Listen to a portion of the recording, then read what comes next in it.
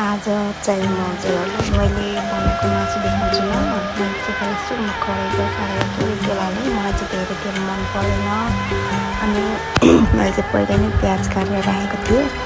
अनि तर आज चाहिँ मसँग चाहिँ के थिएन भनेपछि नि गाइज, मसँग चाहिँ आज टमाटर थिएन के गर्नु, तर पनि एकदम मिठो बनाएको थिएँ। मैले चाहिँ सधैँ पनि मासु यसरी नै यो बनाउने। तपाईँहरूले कसरी बनाउनुहुन्छ कमेन्ट चाहिँ गर्नु होला।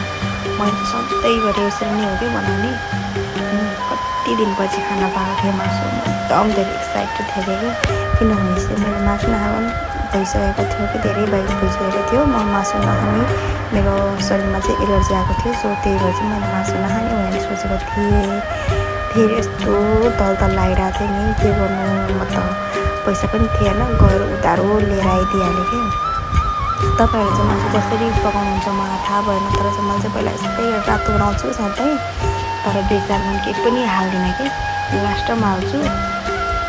अब हजुरहरूले कसरी पकाउनु त्यो त मलाई थाहा भएन। मेरो चाहिँ पकाउने स्टाइल यही हो। के गर्नु गाइस, जस्तो मन लागेको बेला त खानै पर्यो।